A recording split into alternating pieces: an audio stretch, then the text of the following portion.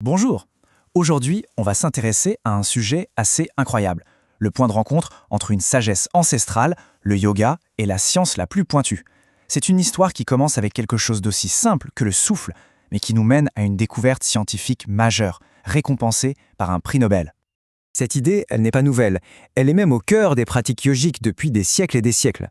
L'enseignement a toujours été que maîtriser sa respiration, c'est en quelque sorte maîtriser son énergie vitale. On pourrait penser que c'est juste une croyance spirituelle, n'est-ce pas? Eh bien, pas tout à fait. C'est là que tout bascule et que ça devient passionnant. Que se passerait-il si cette intuition millénaire pouvait être mesurée, comprise et même validée par la science d'aujourd'hui? C'est exactement ce qui s'est produit.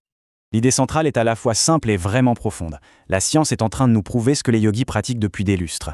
Plus précisément, le simple fait de respirer par le nez, ça déclenche la production d'une molécule absolument vitale pour notre santé. Ok, alors, rentrons dans le vif du sujet. Pour vraiment comprendre ce lien, il faut d'abord s'arrêter un instant sur le côté scientifique de l'histoire et sur la découverte de cette fameuse molécule messagère. On est dans les années 90 et un chercheur, le docteur Louis Ignarro, met en lumière une molécule qui va littéralement changer notre compréhension du corps humain.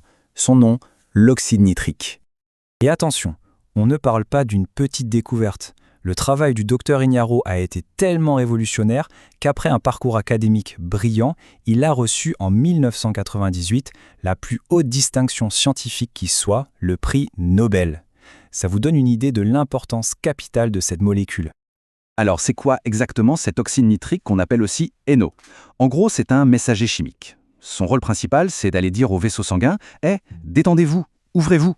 C'est un peu comme si on passait d'une petite route de campagne bien bouchée à une autoroute à 6 voies pour la circulation du sang. Du coup, le point crucial, c'est celui-là. Comment on fait pour produire cette molécule si bénéfique? La réponse est presque trop simple. Elle est là, accessible à tout le monde, à chaque instant. Il suffit de respirer par le nez. C'est incroyable, mais nos sinus sont une véritable usine à oxyde nitrique. Et les effets de cette fameuse vasodilatation sont juste impressionnants. Quand la circulation s'améliore, ça aide à faire baisser la pression artérielle, ça irrigue mieux le cerveau pour plus de clarté d'esprit et ça donne un vrai coup de boost à tout l'organisme. Et c'est là que la connexion est magnifique.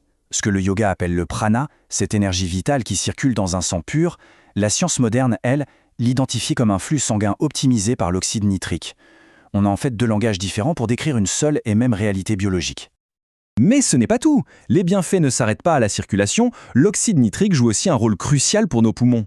Il aide à relaxer les branches, ce qui nous permet de mieux absorber l'oxygène, et en plus, il a des propriétés antimicrobiennes. Bref, chaque respiration par le nez, c'est un peu un geste de protection pour notre corps. Bon, maintenant, allons un peu plus loin. Si le simple fait de respirer par le nez est déjà efficace, il faut savoir que certaines techniques de respiration yogique qu'on appelle les pranayamas sont carrément conçues pour maximiser la production de cet oxyde nitrique. Et ce qui est vraiment intéressant, c'est de voir à quel point ces techniques sont précises. La respiration alternée, par exemple, va stimuler mécaniquement les parois nasales. La respiration lente et profonde, elle, va activer la zone clé de production. Et alors le chant? Le chant, avec ses vibrations, c'est comme mettre un turbo sur les sinus. La production d'anneaux explose. Passons maintenant de la théorie à la pratique.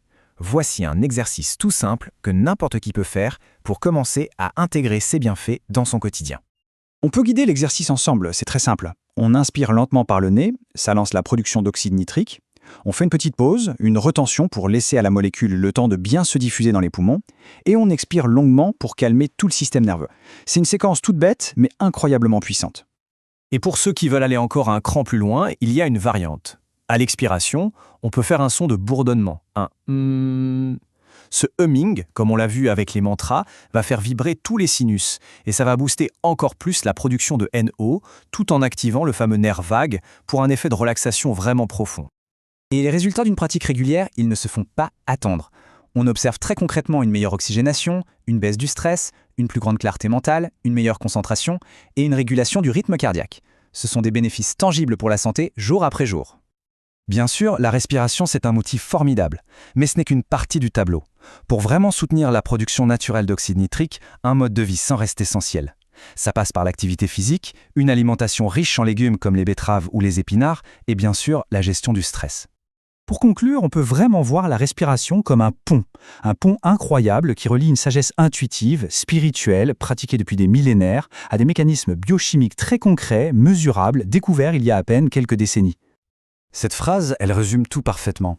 La science nous donne le « comment ça marche », la compréhension mécanique, et la conscience du souffle, enseignée par le yoga, nous donne la pratique, l'intention, le comment faire. Et quand les deux se rejoignent, c'est pour notre plus grand bien-être. Tout ça nous laisse avec une question à méditer. En sachant cela, la prochaine inspiration n'est plus un simple automatisme. Elle devient une opportunité, un outil de guérison puissant et gratuit, accessible à chaque instant. Quel potentiel incroyable se cache dans cet acte si simple!